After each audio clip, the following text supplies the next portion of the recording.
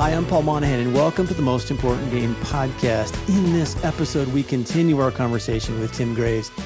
Tim Graves is a super experienced, highly competitive, professional teaching pro, plays in the South Central section out in Oklahoma.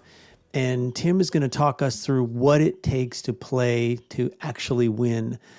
And it might not be the U.S. Open, it might not be the U.S. Amateur for you, but it gives us some ideas and some advice on what we can take into our most important rounds. And sometimes those most important rounds are the epic courses that we go and play. So I think you're going to really like this conversation. Let's dive in. I do want to go to this subject here, Tim. I'm going to put this picture up here. I want to talk about this for a second. So for those who are not seeing this on the YouTube channel, I got a picture of Tim Graves here holding a giant trophy, by the way. Yeah. That was a big win, and in Tulsa in July at the Srixon Senior Hall of Fame Championship. The reason I bring it up, Tim, this is not your first win by any stretch. People need to understand that Tim Graves, who is running a business and is a longtime instructor, also is a very serious player in the. It's the South. Is it the South Central section? Yes, Tim? South Central section PGA. That was our Hall of Fame championship, and we have three or four majors a year, depending on what level you're in, and that happened to be the Hall of Fame championship, and so it was a pretty big win. It was up at Meadowbrook Country Club, and that the picture you see there is me and Mark Meacham, and Mark Meacham won the super senior portion of it. Won the senior portion. Looks like we're partners, but we weren't. He was playing against me because he played both divisions. Gotcha. He played the senior and the super senior. I looked really small there because the trophy's so big and he's so tall.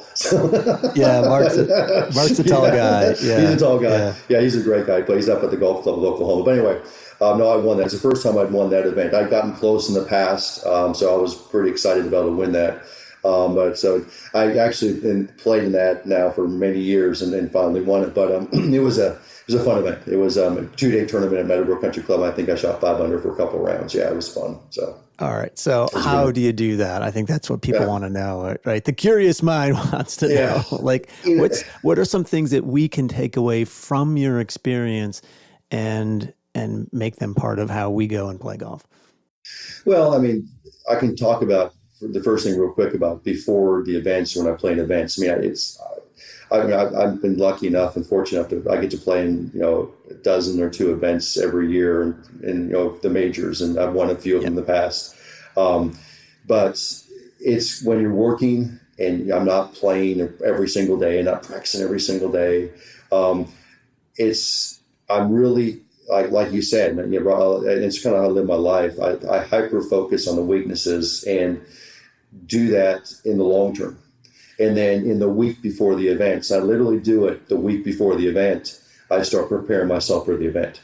And when I start preparing myself for the event, so if the event's like on the Monday, Tuesday of the week, literally the Monday, Tuesday, or the Monday of the week before, I will literally start preparing. And the preparation is play as much golf as I can and work on my short game as hard as I can, knowing that swing fundamentals and those are done. I'm not working on that anymore. That is over. Even if it's not great, if it's not perfect, even if it's not even good, I'm just going to take what I got on the full swing and just hyper focus on short game and playing. So getting the playing rhythm, getting the short game rhythm, and do that so much. And then, as we've talked about in this podcast we're doing, do the short game practice while I'm playing. So yeah, I mean, and that's what I'm doing the week before. That's what I do to get ready for it. And I do that, and I've become very religious on that. In fact, I don't care if I'm on the road. I mean, I may be teaching a school in Phoenix, Arizona on Monday and Tuesday, or Monday of that week before the event. And very, very often I am. I mean, I'll be like on the road the week before teaching. And I will literally, after the school in the evenings, try to get on the golf course or go and work on my short game. I remember one time I was teaching with you. I was teaching at an AAI school in Phoenix. And the next week I had the national championship down in Port St. Lucie. I don't know if you remember this. And we were out in Phoenix. I think it was in the spring. It was in the fall.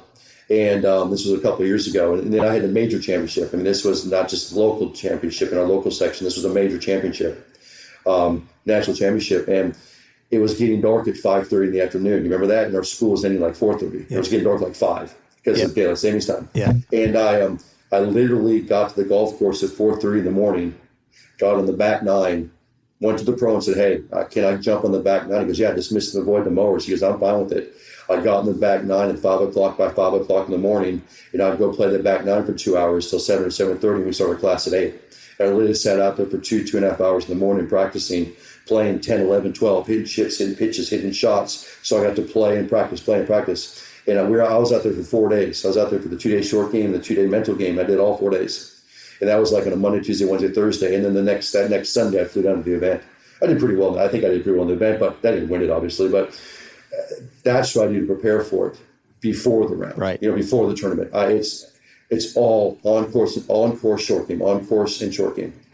And then during the round, and then that. Hey, can I just you mind if I jump in here too, real quick, Tim? Because there's something else too that that also comes up, and you say this, and your brother says this, and I think it's super, super important. Is that these mental game discussions are great, right? But what people have to understand is that skill development is an absolute non-negotiable, right?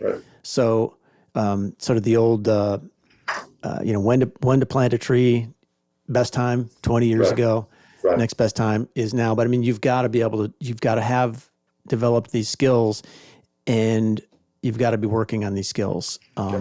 And so I think that's a huge part of, because that actually creates confidence, which is mental and so forth. So I think that's a big part of it. And I don't want to gloss over that, because nobody understands, I think, how hard Tim Graves works on his golf game. Never mind the week before. He's not just deciding, he hasn't seen his clubs in 2 months. He's going to work for a week with his clubs. Other than that week before, I am always working on the game. I mean, whether I'm working on, So that's why I said I'm constantly working on the game, but the week before I throw on the schedule, okay, this is what I'm going to do to get ready for this event. So, and it's getting, in fact, 75, 80% of the time, I'm not in the week before. So, you know what I'm saying? I'm literally practicing the game, working on the game, practicing the game, working on the driver, working on the fundamentals, working on position. Oh, absolutely. But when it's playing time and it's playing season or whatever it is, that fundamental part gets thrown to the side. It has to, so that I can try to get comfortable on the course again and get comfortable, and then hyper focus on the short game. That's what we do on that. That's what I do. And I'm religious about putting on the calendar. I'm saying this is the day I start this is the day, and then immediately after. And like we talked about earlier in the podcast, the event's over. I'm now working on, hey, I didn't hit my driver well. I didn't hit my irons well. Whatever it was. Now let's go focus on what's going on with those. I got to figure this thing out before, and the next thing comes up, and I get right into that again. So that's kind of why I really schedule out the events the way I do. I mean, I'm not playing week to week to week to week to week. I mean, like tour players do this. They're not working hard on fundamentals during the year. They're doing it in their off season, because if they work on their fundamentals hard during the year, it gets in their way. This is why average golfers have a hard time. They say every round's important to me. Every round's important to me, and I play all year. But when do you have time to work on your fundamentals? When are you going to go do that? I have very specific times. I can take months. Like right now, we're sitting here in October. I don't have another important round for me until probably February or March of next year. I mean, I don't think I do. In fact, I could play in some winter championship series down in Florida. I probably won't this year because there's some stuff I want to work on, and I'll probably be tearing my swing apart trying to fix some stuff. I want to be able to do that. So I've got 4 months now. I can just work hard on my swing, and I can hit it bad for a while. I don't care. It doesn't matter to me. You know what I'm saying? And so that's the key. I mean, and even if I happen to get in the golf course, I'll just accept it. And I'll just say, hey, I'm working on stuff, and so I'm not hitting it real well. And then the other thing that was interesting in that round, and that's kind of the on-course stuff, that was, and that was, like I said, that was a few months ago. But there's two very dramatic things that stick with me on the round, and I can tell you. Well, I'll tell you 3 things. Yeah, this is where I wanted you to go. This is good. This is interesting because the first day I went out and played, and I shot 1 under the first day round. The course is a pretty tight golf course. It's relatively long. Rough was thick, and it's tree lined. It's one of the tightest tree line golf courses you'll play. In fact, one of our discussions after the end of the first round was like, these guys need to take some time to cut these trees back. They need to spend some time cutting these trees, because it's oh my God, they need to put some money to use. Really, some of these holes are really, really, really tight. Okay. Yep. Anyway, and the first day I hit every fairway and hit 16 greens in regulation, shot 1 under. Okay, I remember that one, missed 2 greens. I hit every fairway and only missed, and when I walked out the golf course with my buddies, and I didn't keep my stats during the round, I used to keep it after. He told me, he goes, you hit every fairway. I think you've only missed 1 or 2 greens. So he was seeing it, and only shot 1 under. So and the reason was, when I look back at it, is the greens were very fast and they're very hard and very elevated, very sloped, sloped. And I was putting tentative. I was putting, I was protecting. I was putting, don't 3-putt. I was putting, Yeah. And I played that with the first round. I mean, first round of a tournament, you're kind of getting the feel for it. You're trying, you don't want to, okay. And I remember shooting 1 under. It was a decent score. I wasn't leading. And I remember probably putting too tentative that day. I was just putting conservative because they were that fast. Let's not have this run away from us. 100%. I mean, you could have a 10-foot putt that runs 5-10 feet by easy on these greens, and that's severe. Right. Okay, and that actually kind of leads to my second thing. So the second day I go out there and I play, and 2 things occurred in that round. Number 1 is I birdied 4 out of the first 5 holes. Okay, and I went 4 under fast, and it's like somebody owed me something for the day before. So I was like, because, and in fact, when I birdied 4 of the first 5 holes, I missed 2 fairways, and the 1 green that I didn't birdie, I missed the green, so my stats are going to be worse. But all of a sudden, I'm 4 under through 5, and I remember walking to number 6, thinking, "Holy crap, I'm 5 under for this tournament, and this could probably win." But I'm sitting there thinking, okay, you can't think that way. And I remember this very dramatically because I've been in the situation before. You can't think this way, because if you do, you're going to start getting really conservative and you start missing fairways, you start missing greens, you start making bogeys, okay? And I remember thinking, okay, play shot to shot, hole to hole, play shot to shot, hole to hole, shot to shot, play the next shot, the next shot, the next shot, the next shot. And I remember very dramatically coming off number 5 green. I just birdied it to go 4 under for the round, and thinking, okay, play shot to shot. Next shot will be my best shot. Next shot will be my shot. I remember thinking that, pulling out my notebook in my back pocket, looking at some notes I had from you in there, saying, stay in the moment, play shot to shot. Okay, I remember that. I remember very dramatically, like it was yesterday. And I did pretty well. I mean, for the remainder of the round, I basically shot the remainder of the round even, but with a couple birdies, couple bogeys, but played good. I mean, I didn't get conservative and all of a sudden throw the round away. Yeah. And the other thing I dramatically remember was 15. And 15, and I'll never forget this hole. 15's a downhill. It goes downhill uphill par 4. It was about 380. Wasn't long. I hit a drive to the first cut of the rough on the left. It was a good drive. It was the first cut of rough. Green is very, very sloped, running from back to front. I had only 125 into the green. I hit a wedge. It hit the middle of the green and jumped long of the hole. The last place you want to be is behind the hole on these greens, especially even this one. Yeah. I had a 5-foot putt. It may have been inside 5 feet, straight downhill on the 15th hole. And I remember getting over this putt. And now I'm 5 under for the tournament. And I'm thinking to myself, if I make this, there's no way, if I just par in, no way anybody beats me. There's no way. But if I go at it and I miss it, I'm probably going to run it 10 feet by. It's that severe slope. Yep. And I can make bogey easy. And I remember sitting over this putt, and I remember I was the last to putt because my 2 other guys putted and they putted out. And I probably spent an extra, it seemed like minutes, but it wasn't, thinking, do I go for it? Do I not? Do I go for it? Do I not? Do I go for it? Do I not? Because it was a 5-foot putt. But it was so severe that, again, it was almost when you could run off the green. It was so severe. You know what I'm saying? Yeah. And I remember legging it. And I legged it, and it didn't quite stay on my line, and it went like an inch to the right. And I just tapped it in, and I missed it. Okay. And I walked to the next green, and one of my player partners looked at me and he goes, "You really couldn't go for that, could you?" I mean, he saw it. These are good players. And he saw it. And I go, "No." And he knew. I mean, I'm playing good. I mean, I'm 5 under for the event. I mean, you pretty much par in, I'm probably going to win this event. And I knew that was just going to put the ice in the cake if I make that putt. And I remember I so bad wanted to go for it, but couldn't. I couldn't. You know what I'm saying? Yeah. And I just couldn't do it.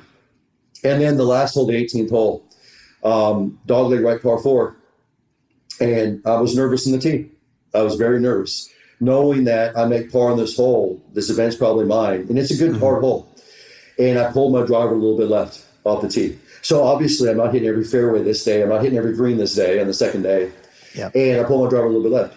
And I was sitting in some decently high rough, pretty high rough actually, left-hand side of the second rough on the left side of the fairway. And there was a tree in front of me. I had 140 yards to the green with a tree in front of me. And I could get over the tree probably 60 to 70% of the time, even out of this rough.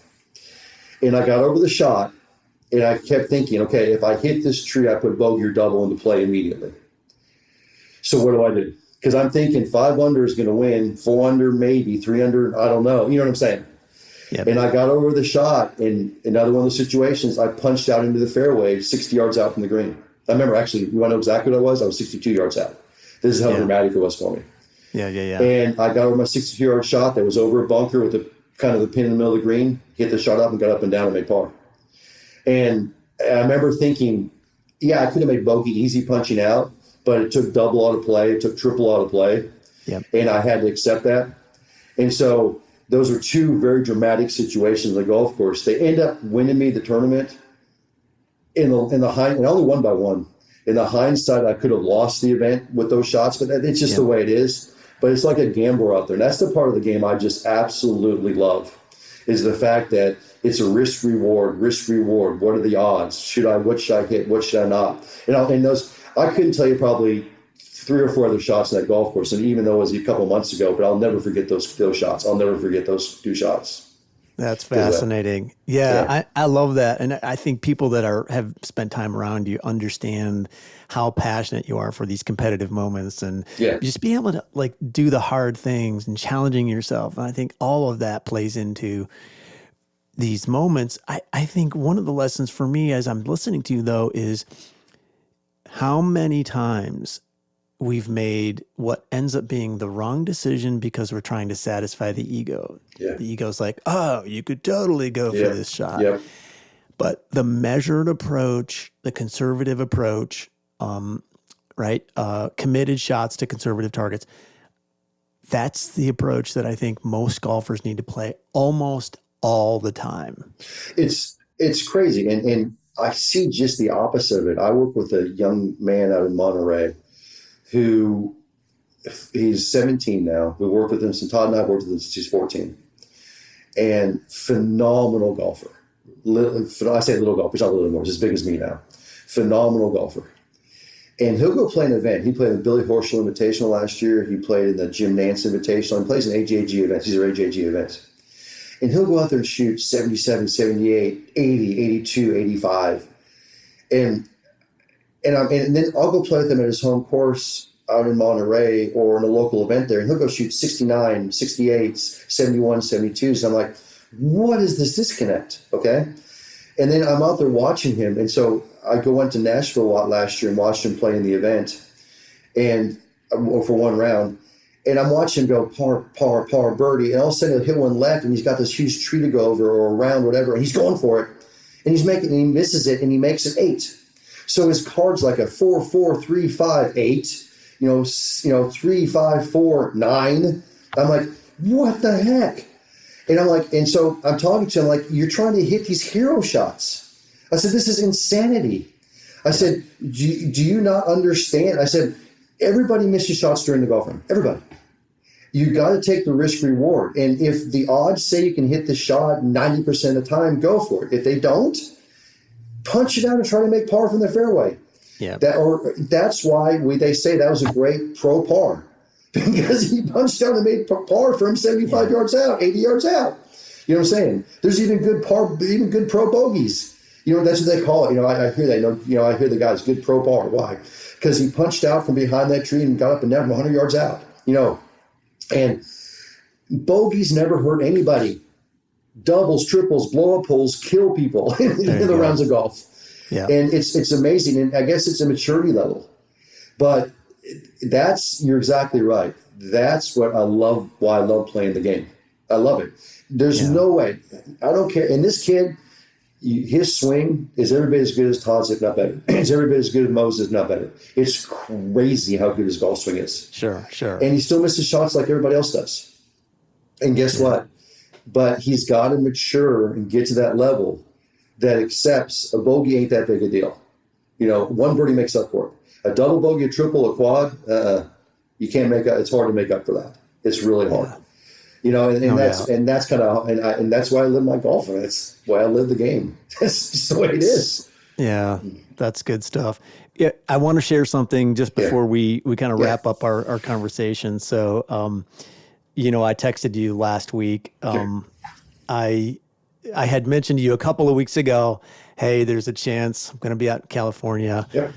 Don't have a tee time yet, but I might play Pebble. Yeah. So this young man that I go teach, they live at Pebble. They live on that complex. So when you told me that, I'm like, here we go. Here we go. I know. I know it's a place you're very familiar with. Oh yeah, exactly. Hey, you know what happened to me last time I was out there? I got a ticket speeding on the road by number 15. So there you go. That's how familiar I'm with Pebble Beach. On 17 miles. Yeah, you got it. Yeah, so I'm out there. Go ahead. Yeah. Mr. Graves, we clocked you at 28 and a 25. So, and believe it or not, it was 31 and a 25. So you're close. Absolutely.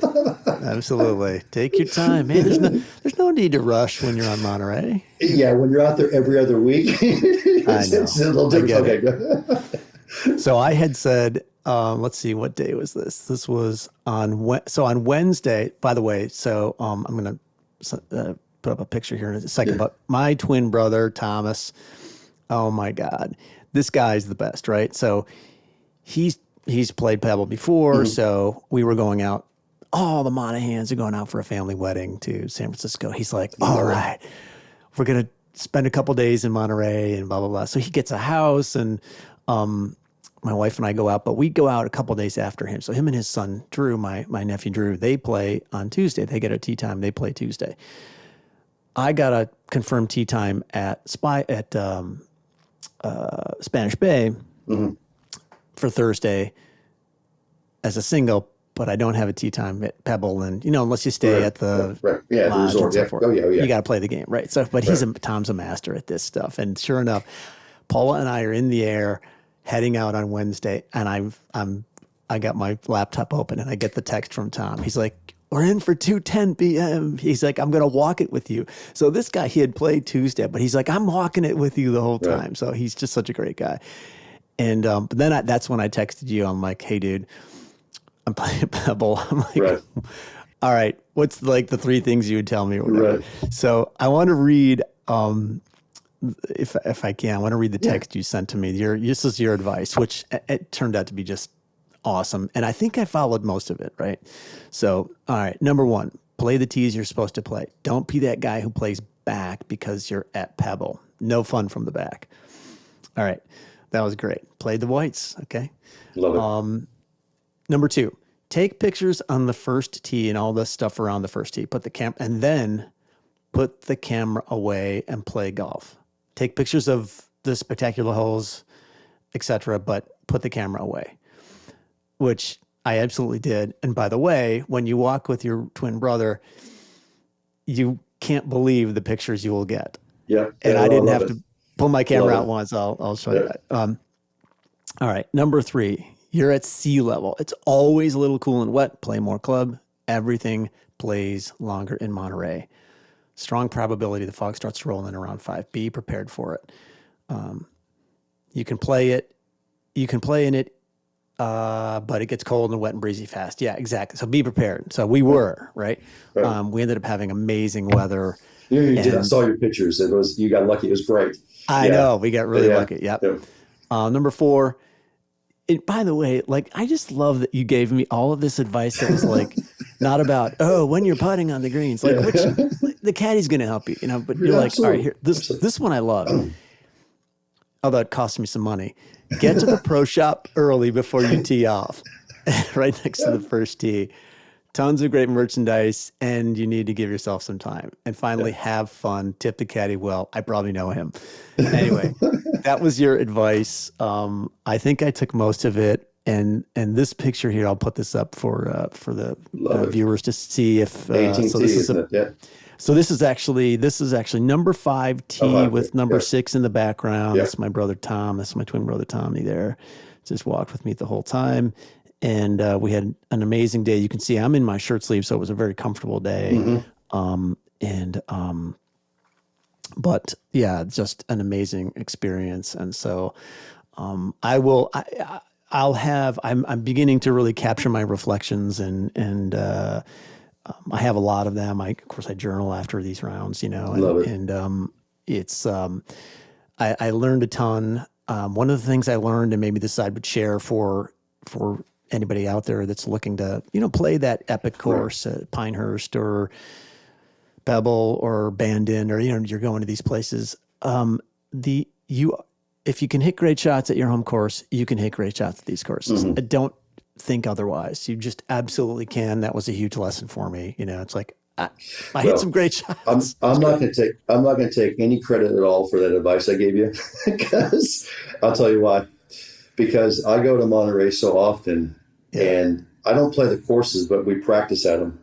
I'm practicing at Spyglass. We don't practice at Pebble because we're not a place to practice, but I practice at all the places you just described me, whether, and anyway, and at Poppy, we're practicing there. And when we eat lunch and eat dinner, I'm typically eating with the caddies. They're the ones that are hanging out there, okay, in the little snack shacks or whatever around our practice.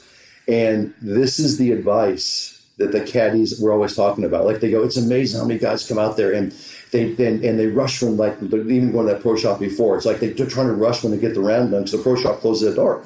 So all of a sudden they're freaking out and they want to get in there and go buy something, but it's too late. And that's number one. Number two is he goes, it's always fascinating how the guys want to tip it and then they have no fun. They can't even get up past. He goes like 2 or 3 holes into it. The guy's like, oh my gosh, I see we're playing 3 tees up. This is no fun. And they realize about the 3rd hole, they're on the wrong tees. And then he says, it's fascinating how many guys will take every picture imaginable on 1, 2, 3, and 4. And they're not even pretty holes. And all of a sudden they get to 5, and they get to 7, and they get to 18. And, it's like they're pictured out. And he goes, just take in the first tee, take it chill, because the pretty stuff's coming up. And that's what I told you. When you get to 6T, when you get to 7T, when you get an 18, because there's some holes in it that they're just normal golf holes. You're at Pebble, but they're normal golf holes. But then there's some spectacular views like you showed. Yeah, that's all the caddies' advice that they deal with every single day. So. I know, and it's great advice, and it creates the kind of experience that you want to have out there, And I'll put one more up here, Tim. You'll get a kick out of this, but like, again, this idea that when my brother's taking these pictures, I don't even know, and he's taking these videos and so forth. It's like, all right, here's there you go. My not approach, my layup on 6, right? So how about that golf shot? That's crazy, isn't it? Is that a crazy golf shot? I know. Yeah, you think? Right? And what's crazy too is the little red stake there, and you can't see it in this image, but I actually had on the top, it's hard to see, but on the very, very top of that cliff, there's a single red stake, and it's exactly in line between my ball and the flag. So I literally had that was your target. I literally had the spot to aim at. So because you can't see the flag. That's what you cannot see the flag. You can't see nothing. No, it's so uphill and it's such a blind shot. Yep. So it's spectacular out there, though. It's actually spectacular. Yeah. So thank you for the advice. Like I said, I took most of it, and it was a great experience. So, hey Tim, this has been great. Fun to catch up. I really appreciate the time. I love the stories. Congrats again on a really what seems like a really fun victory back in July. Not the not the first, I'm sure not the last, but great to hear how that experience was for you, and we can all learn from it as well. So super cool. Well, I appreciate it, Paul. I always enjoy this, and I was thrilled that the nickel and dime tour, the nickel or dime, 2 cents into about the AAI school. If anybody can ever have a chance to, number one, come out to AAI school. Obviously, number 2 is read Paul's book, because it surrounds that. Come on, if you don't understand that, you're missing a lot. But the funnest thing about our school that we do is that I'm not the guy running the school. So you talk about the notes you take, I'm taking just as many, if not more, and putting those into play every time. That's why, when I'm talking about the mental game of the golf course, like I said, I carry your notes in my back pocket. I'm out there playing those tournaments. I've got your notes in the back pocket. I'm referring to those constantly. It's a comfort zone for me, and I love that. So when I'm in that AA Aspen, I'm literally pulling out that book I have that I carry in the back pocket. It's got a lot of your notes written in there that I've sat there and said, Paul said this, we got to do this, got to remember to do that. Oh yeah, that helps. That's dramatic. That's just a comfort zone for me. That gets me more, helps me be more relaxed out there if there's such thing. But that's what that's all about. 100%. Yeah. We want, golf is a game of confidence, and that comes from knowing and so forth. So love it. Absolutely. All right, Tim, great to see you, and we'll catch up soon, buddy. Thanks, Paul. Appreciate it. Talk to you soon. Right, see you.